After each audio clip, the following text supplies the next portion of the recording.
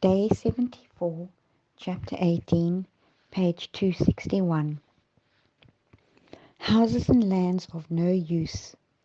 Houses and lands will be of no use to the saints in the time of trouble, for they will then have to flee before infuriated mobs, and at that time their possessions cannot be disposed of to advance the cause of present truth. I saw that if any held on to their property and did not inquire of the Lord as to their duty, he would not make duty known, and they would be permitted to keep their property, and in the time of trouble it would come up before them like a mountain to crush them, and they would try to dispose of it, but would not be able.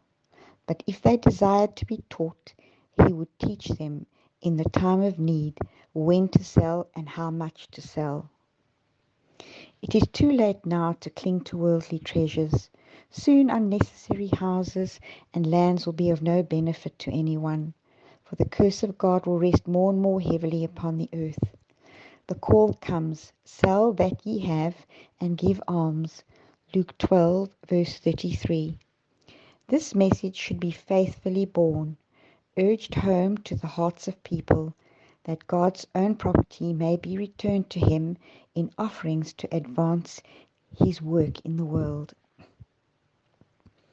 Like the time of Jacob's trouble, a decree will finally be issued against those who hallow the Sabbath and the fourth commandment, denouncing them as deserving of the severest punishment, and giving the people liberty after a certain time to put them to death. Romanism in the Old World and apostate Protestantism in the New will pursue a similar course towards those who honor all divine precepts. The people of God will then be plunged into those scenes of affliction and distress described by the prophet as the time of Jacob's trouble. To human sight it will appear that the people of God must soon seal their testimony with their blood, as did the martyrs before them. They themselves begin to fear that the Lord has left them to fall by the hands of their enemies. It is a time of fearful agony. Day and night they cry unto God for deliverance. Like Jacob, all are wrestling with God. Their countenances express their eternal struggle. Paleness sits upon every face, yet they cease not their earnest intercession.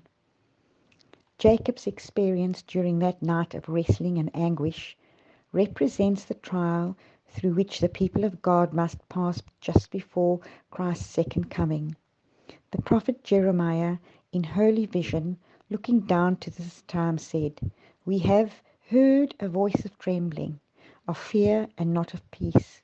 All faces are turned into paleness. Alas, for that great day is so that none is like it. It is even the time of Jacob's trouble, but he shall be saved out of it." Jeremiah 30, verses 5 to 7. The righteous have no concealed wrongs to reveal. In the time of trouble, if the people of God had unconfessed sins to appear before them, while tortured with fear and anguish, they would be overwhelmed. Despair would cut off their faith, and they could not have a confidence to plead with God for deliverance. But while they have a deep sense of their unworthiness, they have no concealed wrongs to reveal. Their sins have gone beforehand, before the judgment, and have been blotted out, and they cannot bring them to remembrance. God's people will have a deep sense of their shortcomings, and as they review their lives, their hopes will sink. But remembering the greatness of God's mercy and their own sincere repentance, they will plead his promises made through Christ to helpless, repenting sinners. Their faith will not fail because their prayers are not immediately answered. They will lay hold of the strength of God, as Jacob laid hold of the angel, and the language of their souls will be, "I will not let thee go, except thou bless me."